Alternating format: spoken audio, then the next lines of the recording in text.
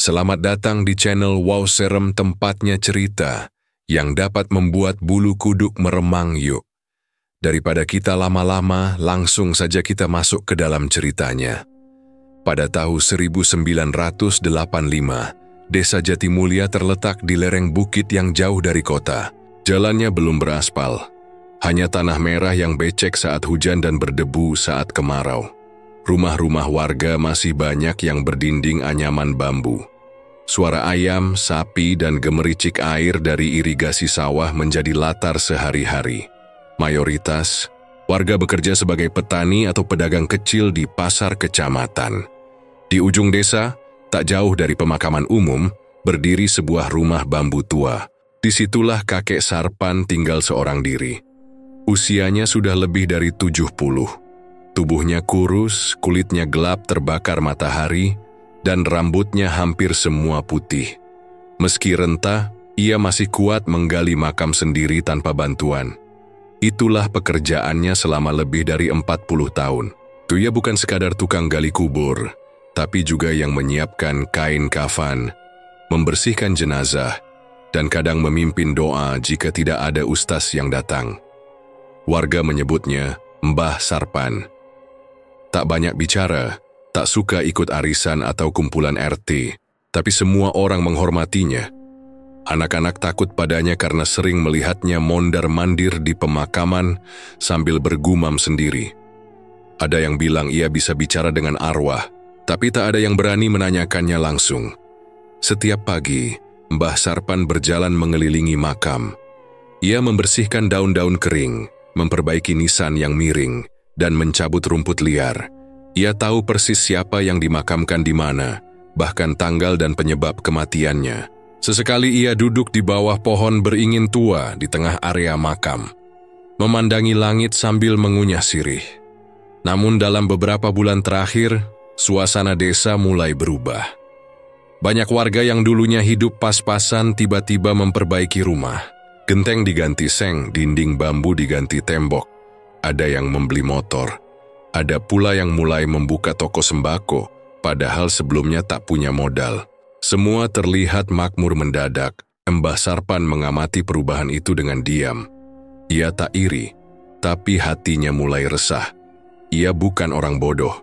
Dulu, jika ada warga dapat rezeki, pasti ada prosesnya. Panen bagus, jualan laris, atau mendapat warisan. Tapi yang terjadi sekarang serba mendadak, satu persatu. Warga yang dulu sering berobat karena tak punya uang, kini membeli televisi dan perabot baru. Gejala-gejala aneh pun mulai muncul.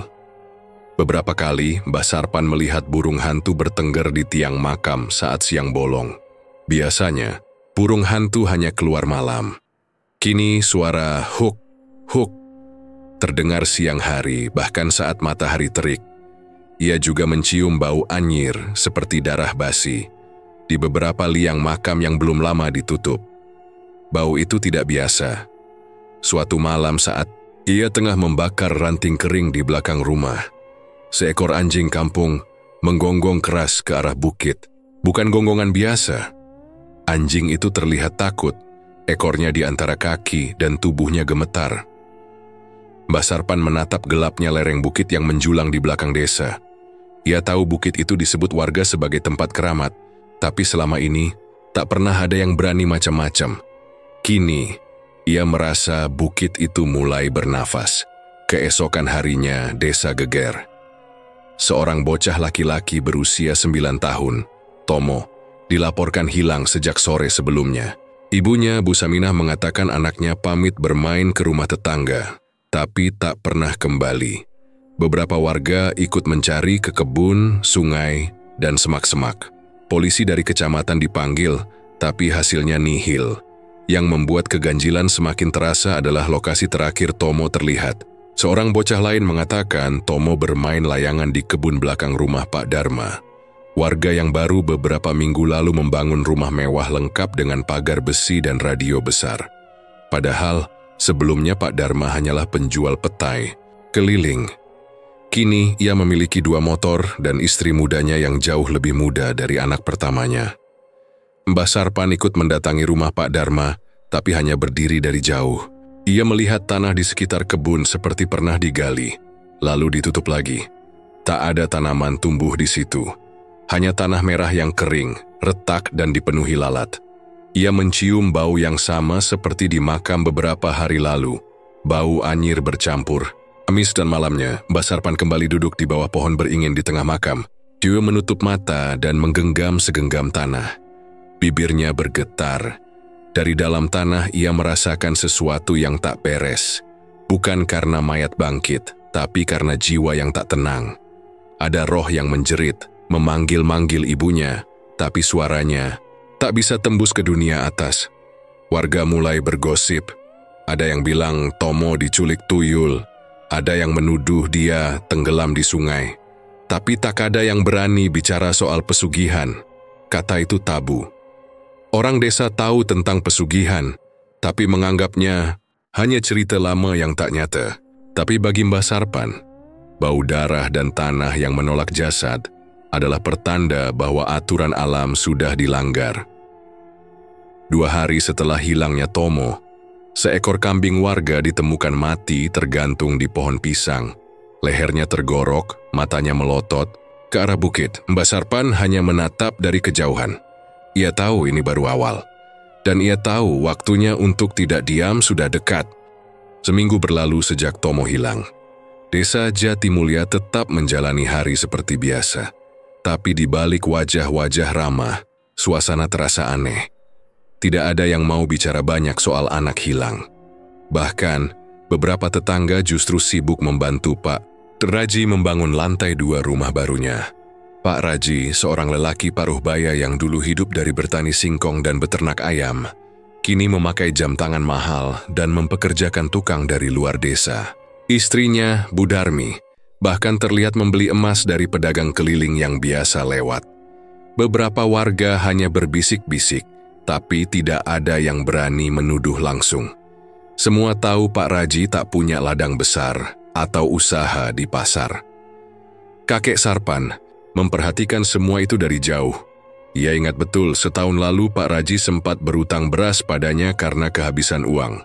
Tapi kini, hanya dalam hitungan bulan, rumah bambunya berubah jadi rumah bata dengan keramik baru. Di halaman, ada kulkas bekas yang belum sempat dipasang listriknya.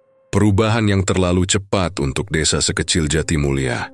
Bukan hanya Pak Raji, beberapa tetangga lain pun mulai menunjukkan tanda-tanda serupa. Ada yang memborong baju dari kota, ada yang mendadak membeli sepeda motor. Semua tampak seperti orang kaya baru, tapi sumber uang mereka tak pernah jelas. Kakek Sarpan tidak langsung menuduh, tapi ia tahu cara membedakan rezeki wajar dengan hasil perjanjian. Ia melihat gejala-gejala kecil yang dulu hanya ia dengar dari cerita gurunya puluhan tahun. Lalu, beberapa malam saat ia berjalan melewati pematang sawah, ia mencium bau kemenyan yang menyengat, bukan dari rumah duka, tapi dari arah kebun kosong dekat bukit. Kadang ia menemukan darah ayam hitam tercecer di tanah, mengering seperti bekas disiram di lingkaran tertentu. Sekali, ia bahkan melihat bekas lingkaran kapur putih dan sisa bulu. Ayam dalam posisi yang tak wajar. Suara aneh pun mulai terdengar. Menjelang tengah malam, saat sebagian besar warga sudah tidur, kadang terdengar gamelan samar dari arah bukit larangan. Suaranya pelan, tapi jelas ritmenya. Lambat, berat, dan mengulang-ulang. Gamelan bukan hal asing di desa, tapi tidak pernah dimainkan pada jam itu dan apalagi dari arah hutan yang dilarang dimasuki.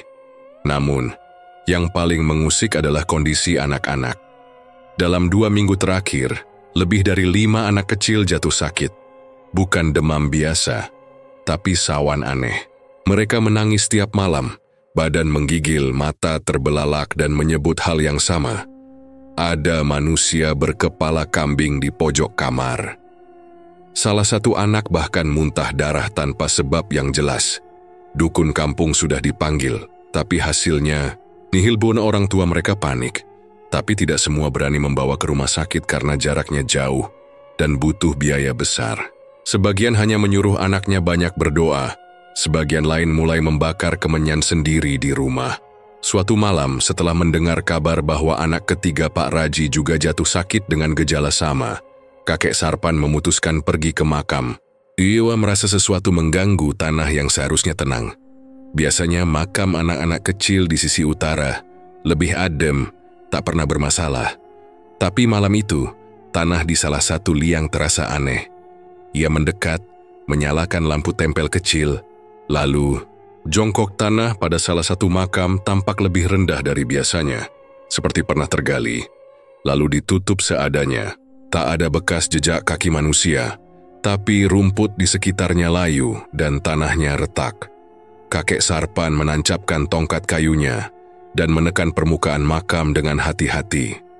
Lalu ia temukan sesuatu yang membuat dadanya mengencang, nisan kecil, milik seorang anak bernama Dira, yang meninggal 2 bulan lalu, terbalik posisinya. Ia tahu pasti tidak ada keluarga yang datang ke makam itu dalam seminggu terakhir. Tak ada alasan nisan bisa bergeser sendiri, kecuali makam itu dibongkar dari dalam. Kakek Sarpan meraba tanah sekitar dan mencium bau yang familiar. Bau anyir bercampur kemenyan basi. Ia duduk di samping makam itu selama beberapa menit, menunduk, diam. Ia tahu benar arti tanda-tanda ini. Arwah anak itu tak tenang. Dan jika benar jasadnya dipakai untuk tumbal, maka ikatan pesugihan di desa ini sudah masuk tahap serius. Arwah yang tidak dikembalikan ke tempatnya akan gentayangan, menyebabkan gangguan pada anak-anak, terutama mereka yang masih suci dan mudah terkena. Keesokan harinya, warga menemukan anak Pak Raji menggigit lidahnya sendiri saat tidur, dengan darah menetes di ujung bantal. Ia selamat tapi tidak bisa bicara lagi. Dokter dari kecamatan tidak bisa menjelaskan penyebabnya. Mereka menyarankan dibawa ke kota, tapi Pak Raji menolak. Hanya berkata anaknya kesurupan dan akan pulih dengan doa. Namun sejak hari itu, keluarga Pak Raji tidak pernah lagi terlihat di sawah atau warung. Rumah mereka sering tertutup, bahkan siang suhari. Beberapa tetangga mengaku mendengar suara ketukan dari dalam rumah pada jam-jam ganjil, dan suara tertawa perempuan dari atap. Kakek Sarpan menyadari bahwa ia tidak bisa menunggu lebih lama. Ia mulai mengumpulkan benda-benda lama milik gurunya. Keris kecil, benang hitam, dan segenggam tanah yang disimpan dalam tempurung kelapa. Ia tahu, untuk melawan kekuatan pesugihan, ia tidak cukup hanya menjaga makam. Ia harus mencari pusat kekuatan, dan ia yakin jawabannya ada di bukit yang selama ini hanya dianggap tempat keramat. Desa Jatimulya tidak lagi sama. Setelah kejadian aneh yang menimpa anak Pak Raji, warga mulai berhati-hati. Anak-anak tidak boleh keluar saat senja. Rumah-rumah yang dulu terbuka kini sering terkunci rapat. Tapi rasa takut tak bisa disembunyikan. Teror datang bukan dari luar, tapi dari dalam desa sendiri. Beberapa hari setelah kejadian di makam, kakek Sarpan menerima tamu tak biasa. Seorang pemuda dari desa tetangga, mengaku bernama Andik, datang sore hari dengan wajah gelisah. Ia bercerita bahwa pamannya, seorang dukun dari Gunung Kidul, pernah datang ke Jatimulya atas permintaan beberapa orang kaya baru. Mereka menyewa pamannya untuk memimpin ritual pesugihan, bukan dengan tumbal benda atau hewan, tapi darah manusia. Andik membawa sebuah buku lusuh berisi catatan ritual pamannya. Di dalamnya tertulis nama-nama samar, lokasi hutan larangan di dekat bukit, dan waktu-waktu pelaksanaan ritual. Salah satu catatan menyebut bayi tak dikenal, dikubur bersama kembang 7 rupa. Andik bilang, setelah pamannya kembali dari Jatimulya, ia sakit keras, seperti dirasuk. Ia terus mengigau, menyebut nama orang-orang dari desa ini, dan meninggal seminggu kemudian dengan mata terbuka. Kakek Sarpan membaca catatan itu dengan tenang. Ia sudah menduga, tapi kini bukti semakin jelas. Ia tahu bahwa sebagian dari korban pesugihan bukan hanya anak desa, tapi juga pendatang yang tidak punya keluarga dekat. Ada yang pedagang keliling, ada yang pemulung dari luar daerah. Mereka dipilih karena kalau hilang, tak ada yang mencarinya. Salah satu nama yang tertulis dalam catatan adalah Warti, penjual jamu. Warti terakhir terlihat 2 bulan lalu, dan sejak itu tak pernah kembali menjajakan dagangannya. Gejala gangguan supranatural semakin sering terjadi. Seorang pemuda yang baru pulang dari ladang mengaku melihat bayangan hitam besar berdiri di pinggir sawah, tapi saat didekati, menghilang. Seorang ibu rumah tangga terjatuh pingsan setelah mendengar suara tangisan perempuan dari dalam sumur belakang rumahnya. Sumur itu sudah lama kering dan tak pernah digunakan lagi. Yang paling mengkhawatirkan adalah mimpi buruk massal. Dalam 3 malam berturut-turut, hampir seluruh warga mengalami mimpi serupa.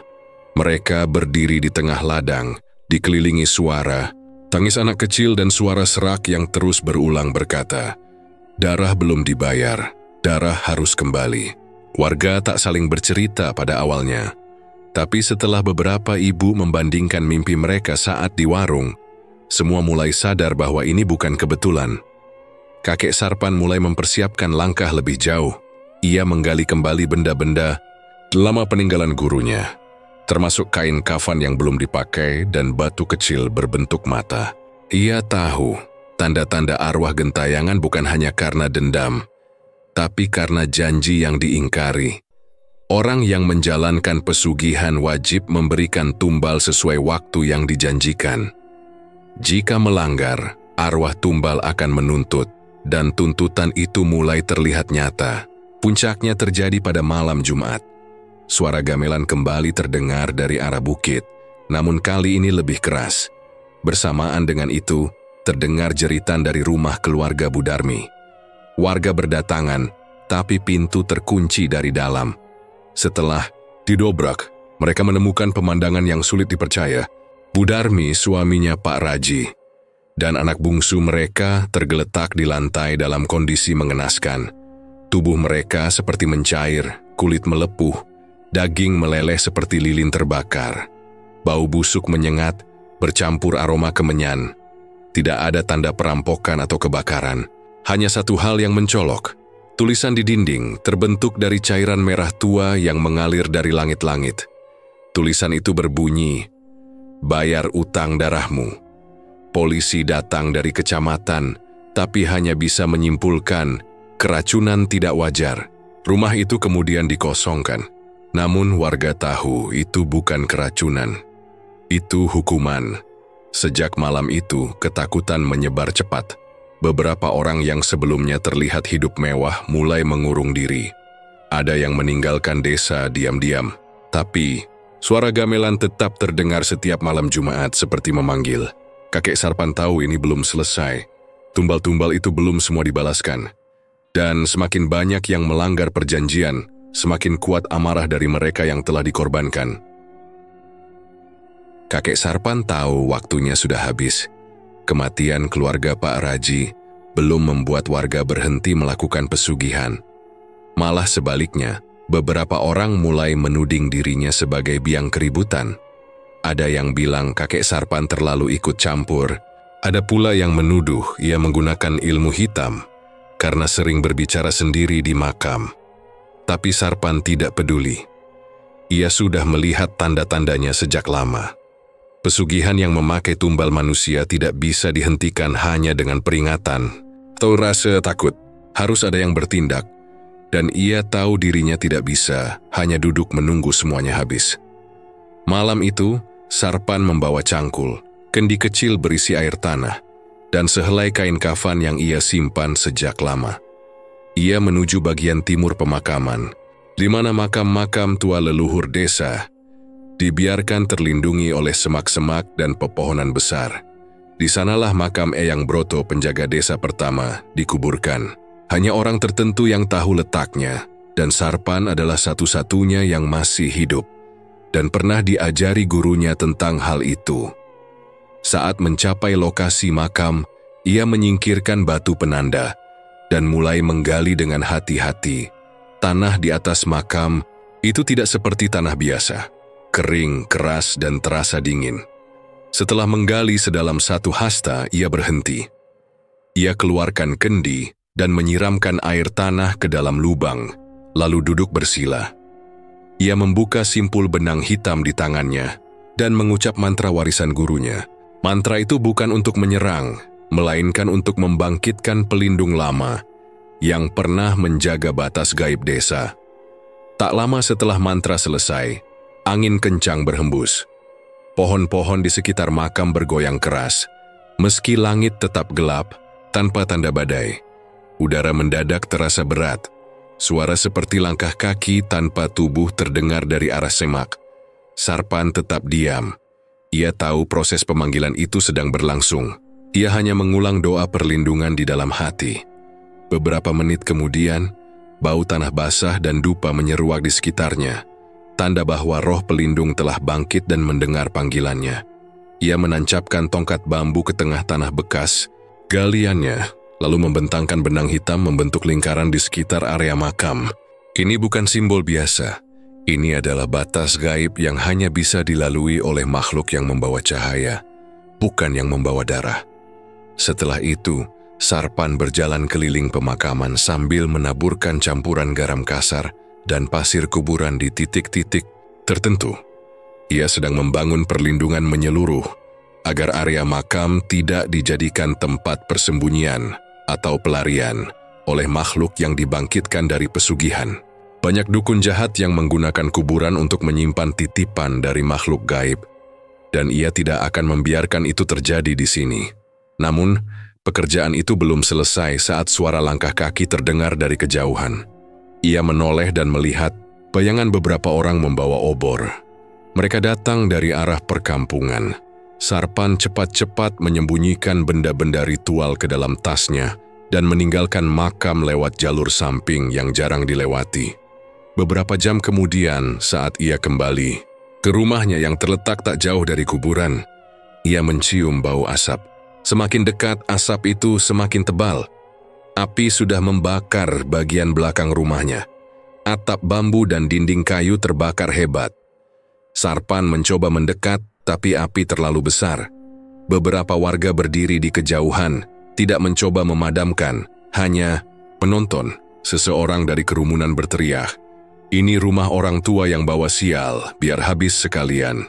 Tak ada yang menolong, bahkan tetangganya sendiri menutup pintu dan jendela.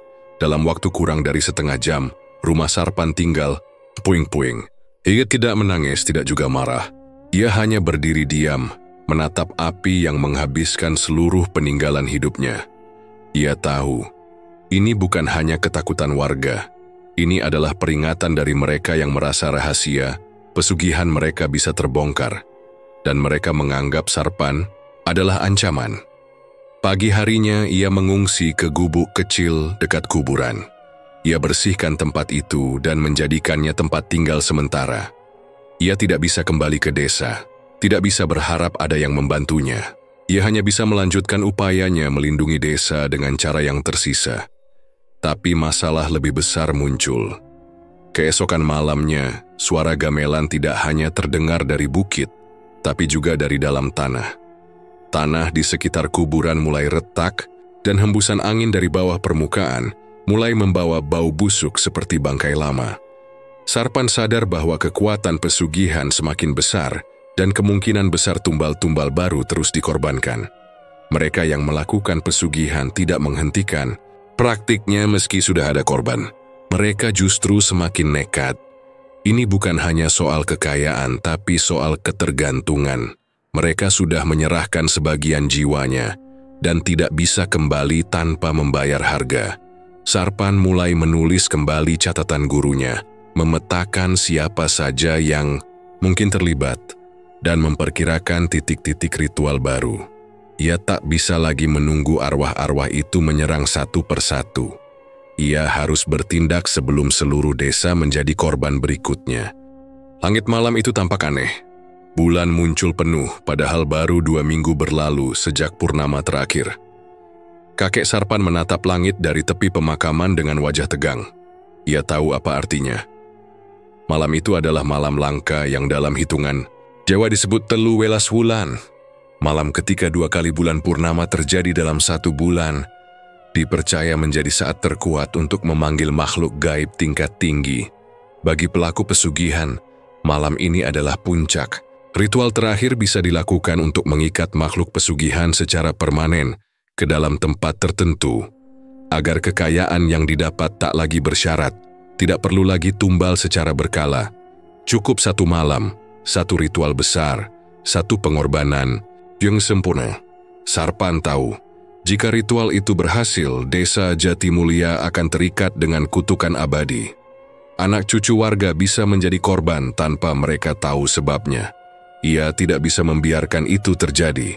Maka malam itu, ia membawa seluruh perlengkapan yang ia siapkan selama berminggu-minggu.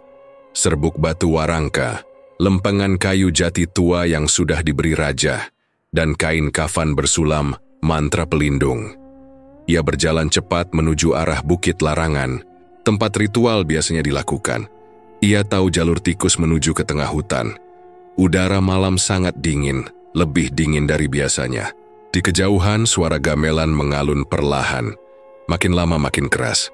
Tanda bahwa ritual sudah dimulai. Saat mendekat ke lokasi, ia melihat obor menyala melingkar. Sekitar 20 orang berkumpul, mengenakan kain putih dan ikat kepala merah. Di tengah-tengah lingkaran, sebuah batu besar berlumur darah dijadikan altar. Di atasnya, seekor kambing hitam diikat kuat, tapi matanya memerah seperti bukan binatang biasa. Yang membuat Sarpan tercekat adalah kehadiran anak kecil di samping altar. Kedua tangan diikat, mulut dilakban. Anak itu adalah Didi, keponakan dari pasangan muda yang tinggal di ujung desa. Mereka dikenal baik, tapi kini mereka terlihat berdiri di barisan paling depan. Wajah kosong, mata melotot seperti tak sadar. Sarpan tahu, anak itu akan dijadikan tumbal pamungkas. Ia bergerak cepat menyusup dari balik semak. Tapi sebelum ia sempat mendekat, seorang lelaki tua berpakaian serba hitam berdiri di depan altar.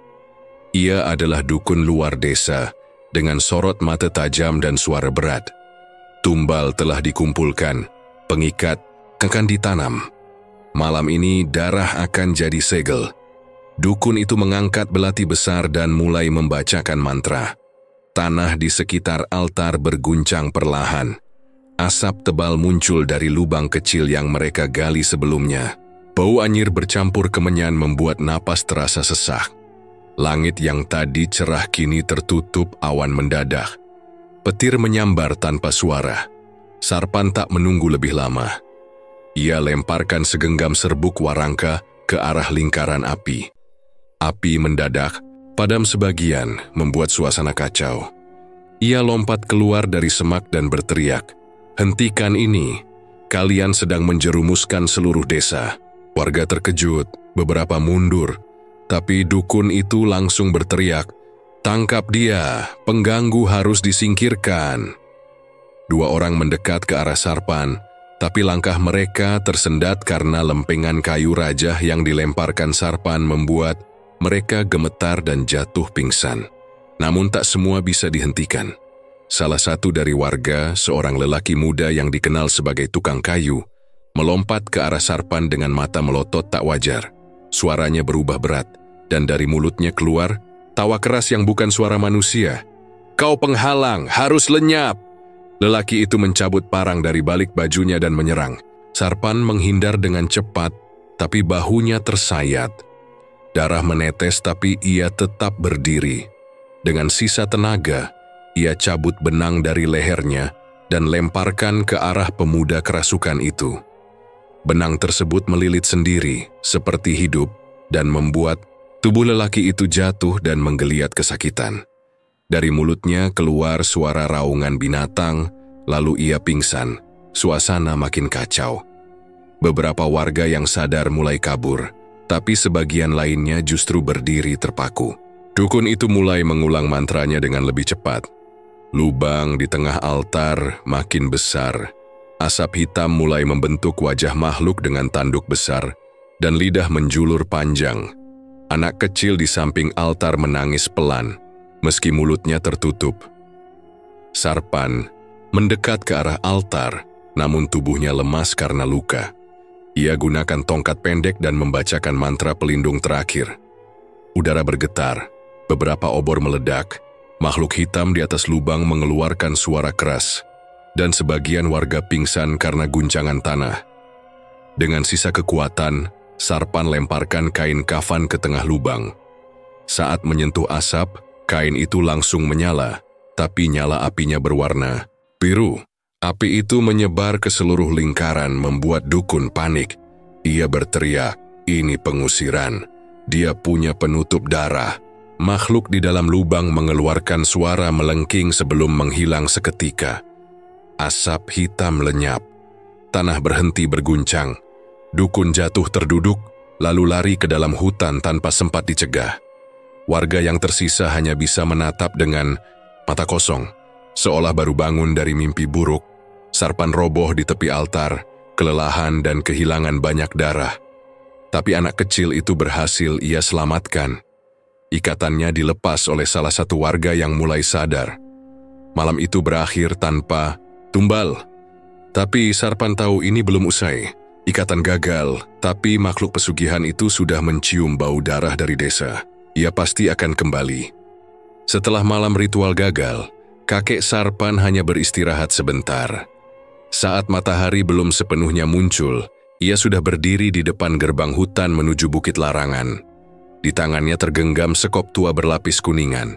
Sekop itu sudah menemaninya, menggali puluhan makam tapi kali ini bukan untuk penguburan. Sekop itu akan digunakan untuk menutup gerbang gaib. Langkahnya mantap meski tubuhnya masih terasa lemah. Jalan setapak menuju puncak bukit kini tertutup daun-daun kering yang tidak biasanya ada.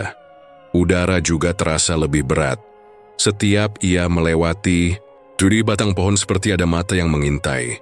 Ia tahu tujuan utamanya, menghancurkan batu pemujaan dan pohon keramat tempat perjanjian pesugihan dilakukan. Selama tempat itu berdiri, kekuatan dari alam lain masih bisa menembus desa Jati Mulia. Para dukun pesugihan bisa saja datang kembali dan membuka segel yang gagal sebelumnya. Saat tiba di lereng bukit, kabut tebal muncul tiba-tiba, padahal matahari mulai naik. Sarpan berhenti. Suara langkah kaki terdengar dari balik kabut. Ketika sosok itu muncul, Sarpan mengangkat sekopnya bersiap. Makhluk itu tinggi, tubuh manusia, tapi kepala menyerupai kerbau besar dengan tanduk bercabang. Matanya merah menyala, dan dari mulutnya keluar suara dengusan berat. "Kau pengacau, ini bukan urusanmu," ucap makhluk itu, suara seperti dua orang bicara bersamaan. Sarpan mencabut segenggam tanah makam dari kantong bajunya, lalu menyebarnya ke tanah. Mantranya pelan tapi jelas. Tanah di sekitar makhluk itu berubah menjadi lumpur. Makhluk itu bergerak cepat, mencoba menerjang, namun kakinya tenggelam setengah lutut. Sekop Sarpan berputar di udara, menghantam perut makhluk itu keras hingga mundur beberapa langkah. Namun, makhluk berkepala kerbau tidak roboh. Ia meraung dan dari tubuhnya muncul bayangan hitam menyerupai tali. Bayangan itu melilit leher Sarpan dan menariknya ke tanah. Lelaki tua itu tercekik, tapi ia tetap berusaha menggenggam lempengan kayu raja dari saku pinggangnya dan meletakkannya ke bayangan itu. Bayangan itu langsung terlepas dan hancur seperti asap terbakar. Sarpan bangkit dengan napas berat. Sekali lagi, ia ayunkan sekop tepat ke kepala kerbau makhluk itu. Kali ini, makhluk itu roboh dan meleleh menjadi cairan hitam yang meresap ke tanah. Ia lanjut naik. Pohon keramat terlihat dari kejauhan, tingginya 2 kali lipat pohon biasa. Kulit batangnya kehitaman, seperti hangus terbakar, tapi daunnya masih lebat. Di akarnya tergantung beberapa tali berisi rambut manusia dan tulang jari. Bukti bahwa tempat itu digunakan untuk perjanjian tumbal. Saat ia mendekat, angin mendadak berhenti. Suara tawa perempuan terdengar dari balik pohon. Dari balik kabut muncul sosok wanita berbaju putih lusuh. Rambutnya panjang menutupi wajah, tapi saat ia menoleh, lidahnya menjulur panjang, menyala merah seperti bara api. Ia bergerak melayang mendekati Sarpan, dan setiap kali ia bicara, lidahnya menjilat udara seperti ular. Sarpan tak mundur. Ia letakkan rajah tanah kubur di sekelilingnya membentuk lingkaran pelindung. Makhluk itu tidak bisa masuk, tapi terus berputar di luar lingkaran, sambil meludah api kecil yang membuat tanah terbakar. Sarpan membuka botol kecil dari kantong pinggangnya. lalu menyiramkan cairan putih ke Sekop. Sekop itu mendesis, lalu ia ayunkan ke arah sosok perempuan itu. Cahaya menyilaukan muncul sekejap. Suara jeritan terdengar keras sebelum makhluk itu meledak menjadi abu yang menyebar terbawa angin. Kabut menipis seketika. Sarpan kembali melangkah ke arah pohon. Baru beberapa meter dari batangnya terdengar suara anak-anak menangis. Dari balik akar pohon keluar beberapa sosok kecil. Tubuh mereka seperti anak usia 7 tahun, tapi kepala mereka hilang. Mereka berjalan tanpa arah, lalu berlari cepat ke arah Sarpan. Ia sempat terdiam. Sosok-sosok itu adalah arwah anak-anak yang dijadikan tumbal. Mereka tidak jahat tapi tidak sadar bahwa mereka sudah mati. Mereka hanya mengejar siapapun yang masih bernyawa, mengira itu orang tua mereka.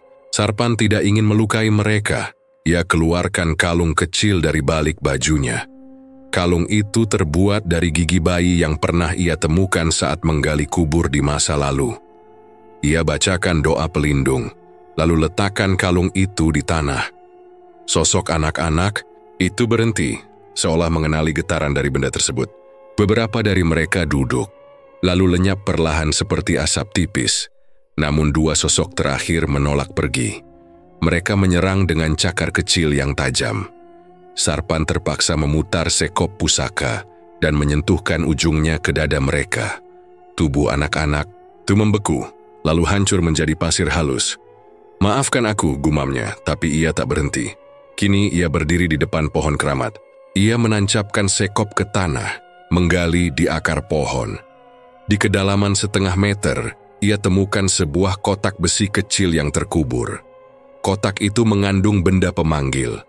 Kain kafan, darah kering, dan patung kecil dari tanah liat berbentuk setan. Benda inilah yang menjadi jembatan antara dunia gaib dan dunia manusia. Sarpan siram isi botol terakhirnya. Campuran air nisan dan minyak kemeyan. Ia bacakan mantra pengusiran. Kotak itu bergetar, lalu meledak kecil, menyisakan bau gosong. Pohon keramat berderak, daunnya gugur semua dalam satu tiupan angin. Tapi tanah di sekitarnya mulai runtuh. Dari dalam lubang besar muncul bayangan raksasa, makhluk yang belum sepenuhnya terbentuk. Ia adalah penjaga gerbang pesugihan, bangkit untuk mempertahankan pintu yang nyaris tertutup. Suaranya seperti ribuan lalat berdengung. Makhluk itu mencoba menarik kembali energi dari tanah. Sarpan tahu ini ujungnya. Ia harus menyegel lubang itu dengan sesuatu yang berasal dari tubuhnya sendiri, karena hanya pengorbanan nyawa yang bisa memutus perjanjian terakhir. Ia potong ujung jarinya, menorehkan darah ke sekop, lalu menggali cepat dan menancapkan sekop itu ke tengah lubang sambil membacakan mantra pengikat. Lubang itu bergetar, lalu mulai menutup sendiri. Makhluk penjaga menjerit dan lenyap. Pohon keramat runtuh ke tanah. Tanah kembali tenang, Sarpan roboh. Nafasnya tersengal. Sebagian jiwanya tertinggal di dalam tanah. Ia tahu tidak akan hidup lama lagi, tapi desa sudah bebas. Desa Jatimulya mulai kembali tenang setelah pertempuran besar di Bukit Larangan. Angin yang sebelumnya terasa berat kini menjadi lebih ringan. Namun, meski udara berubah, kehidupan di desa ini tetap dibayangi oleh kenangan kelam tentang pesugihan dan pengorbanan yang harus dibayar dengan nyawa. Kakek Sarpan, meskipun selamat dari pertempuran, kini merasakan tubuhnya semakin lemah. Usianya yang sudah lebih dari 70 tahun tampak semakin membebani dirinya. Kulitnya yang keriput kini terlihat lebih pucat, tapi ia masih memutuskan untuk kembali ke kuburan. Para pelaku pesugihan yang berhasil selamat dari teror yang disebabkan oleh makhluk gaib kini merasa tenang. Namun, kemakmuran mereka terasa sia-sia. Satu persatu, mereka mulai mengalami kematian misterius yang sulit dijelaskan. Mereka yang pernah terlibat dalam perjanjian pesugihan ditemukan mati dalam keadaan yang mengerikan. Beberapa ditemukan terkubur hidup-hidup di dalam tanah, seolah kuburan mereka kembali menuntut haknya. Yang lain ditemukan tubuhnya mencair seperti terkena kutukan, atau terluka seperti digali dari dalam tanah. Luka-luka yang begitu dalam hingga mematikan, kakek Sarpan tidak bisa menahan rasa sesal yang mendalam. Ia tahu, meskipun ia telah menutup gerbang dunia gaib, karma tetap menuntut. Ia merasa sebagai penjaga makam, ia harus melakukan lebih banyak lagi untuk memastikan bahwa para pelaku pesugihan ini tidak mendapatkan kedamaian yang mereka inginkan. Mereka yang telah mengorbankan anak-anak dan pendatang tak berdosa, kini harus merasakan bahwa hidup mereka telah berakhir dengan cara yang tidak wajar. Kakek Sarpan memutuskan untuk kembali ke desa. Ia tidak lagi menyapa banyak orang seperti biasanya, karena ia tahu bahwa kekuatan besar yang ia hadapi tidak hanya berkaitan dengan dunia gaib, tetapi juga dengan takdir setiap orang yang terlibat. Begitu sampai di pekuburan desa, ia langsung menuju ke makam para pelaku pesugihan yang meninggal baru-baru ini. Setiap makam yang ia temui, ia memberi tanda berupa simbol tertentu yang hanya ia yang tahu artinya. Tanda itu bertujuan untuk memastikan agar arwah mereka tidak bisa beristirahat dengan tenang. Mereka harus membayar utang darah yang telah mereka buat. Ia mengingat wajah-wajah para pelaku pesugihan itu, wajah-wajah yang tampaknya damai saat mereka mendapatkan kekayaan dan kemewahan, namun sejatinya mereka terjerat oleh sesuatu yang jauh lebih gelap daripada yang bisa dibayangkan. Sarpan tahu, mereka yang telah membayar dengan jiwa-jiwa tak berdosa, tidak bisa berharap akan menemukan kedamaian. Di mata alam, keadilan harus ditegakkan, dan itulah yang membuatnya harus bertindak lebih tegas. Namun, kelelahan kakek semakin tampak, langkahnya lebih lambat, tubuhnya lebih goyah. Usia dan pertarungan berat di Bukit Larangan akhirnya mengambil korban. Ia berhenti sejenak di depan satu makam. Makam itu milik Pak Raji, salah satu warga yang dulu sangat miskin, namun setelah melakukan pesugihan menjadi kaya raya dalam semalam. Tanda yang ia buat di makam Pak Raji adalah tanda yang paling kuat. Pak Raji tidak akan pernah bisa tenang, bahkan jika jasadnya sudah terkubur. Saat kakek mengalihkan pandangan, ia melihat seorang anak kecil berdiri di belakangnya. Anak itu mengenakan pakaian sederhana dan terlihat rapuh. Wajahnya sedikit pucat, tapi ada kedamaian yang terlihat di matanya. Anak itu mendekat dan berkata dengan suara lembut, "Terima kasih, Kek, aku bisa tidur lagi sekarang." Kakek Sarpan terkejut. Ia menoleh, menatap anak itu dengan penuh pertanyaan. "Tidur lagi?" tanyanya, suara berat karena kelelahan. Anak itu mengangguk dan menunjuk ke arah sebuah makam yang berada tidak jauh dari tempat mereka berdiri. "Aku adalah anak yang dulu hilang. Kamu yang menemukan kuburanku dan membebaskan aku," kata anak itu dengan lembut. Kakek Sarpan akhirnya mengingatnya. Anak itu adalah salah satu dari banyak korban pesugihan yang hilang tanpa jejak. Wajahnya yang dulu tidak pernah ia kenal, kini tampak jelas. Anak itu tidak pernah benar-benar mati. Ia hanya terjebak dalam dunia gaib, terperangkap dalam ritual gelap yang dilakukan oleh orang-orang serakah. Dan sekarang setelah berakhirnya semua itu, arwah anak itu akhirnya bisa beristirahat dengan tenang. "Maafkan aku," kata kakek Sarpan dengan suara bergetar. "Aku tidak bisa melindungimu lebih cepat." Anak itu tersenyum, mengangguk pelan, dan berkata, "Kamu sudah melakukan yang terbaik, Kek. Kamu telah menyelamatkan kami. Sekarang kami bisa tidur lagi." Kakek Sarpan memandang ke arah kuburan-kuburan yang ada di sekelilingnya.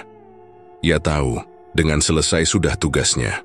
Ia telah melakukan yang terbaik untuk melawan kegelapan yang mengancam desa ini. Dan kini, dunia yang ia jaga mulai kembali normal. Meski usianya sudah lanjut dan tubuhnya semakin lemah, hatinya merasa damai. Ada ketenangan yang luar biasa menyelimuti dirinya. Dengan langkah pelan, kakek Sarpan meninggalkan makam-makam itu. Ia berjalan menembus kabut pagi yang mulai terbentuk, seolah kabut itu menuntunnya ke arah yang benar. Di tangannya masih tertinggal sekop pusaka yang kini tertancap di tanah. Itu adalah tanda bahwa pertempuran telah berakhir dan ia bisa menghilang dengan damai Sekop itu tetap berdiri tegak, menandai akhir dari perjalanan panjang seorang penjaga kubur. Kakek Sarpan berjalan lebih jauh, menghilang ke dalam kabut pagi yang semakin tebal. Tak ada lagi yang bisa menghalangi kedamaian yang kini ia bawa. Dan di belakangnya, di tanah yang telah bersih, para arwah yang pernah tersesat kini mulai menemukan jalannya kembali, tidur dengan tenang, tanpa teror lagi.